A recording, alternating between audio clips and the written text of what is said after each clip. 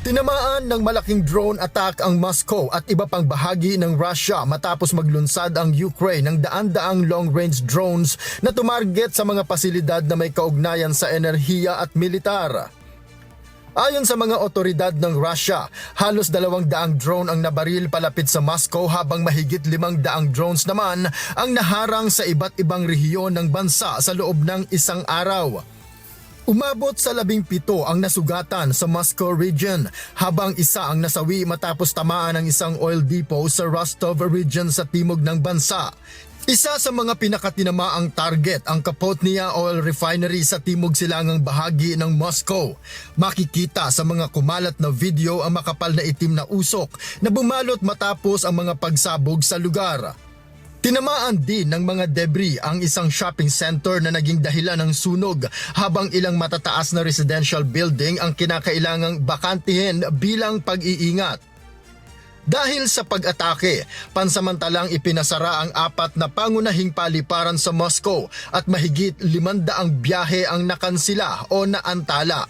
Sinabi ni Ukrainian President Volodymyr Zelensky na ang pag-atake ay tugon sa malawakang pagbobomba ng Russia sa Kiev noong nakaraang linggo na nagdulot ng malaking pinsala sa isang makasaysayang lugar sa kabisera ng Ukraine. Ayon kay Zelensky, hindi naghangad ang Ukraine ng digmaan subalit hindi rin ito mananahimik habang patuloy na nakararanas ng mga pag-atake mula sa Russia. Hinimok din ito ang mga Russian na i-pressure si Putin para makipagkasundo na para sa ikatatahimik ng rehiyon. Samantala, gumanti rin ang Russia sa pamamagitan ng pagpapalipad ng mahigit 200 drone at ilang missile laban sa Ukraine. Tinamaan ang mga pasilidad ng enerhiya at iba pang infrastruktura sa mga rehiyon ng Kiev at Poltava.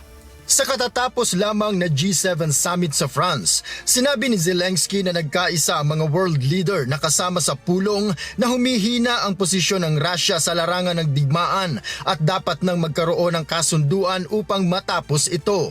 Ibinahagi rin ni Zelensky na nakausap niya si US President Donald Trump, French President Emmanuel Macron at iba pang mga pinuno para sa paghahanap ng paraan upang wakasan ang mahigit 4 na taonang labanan.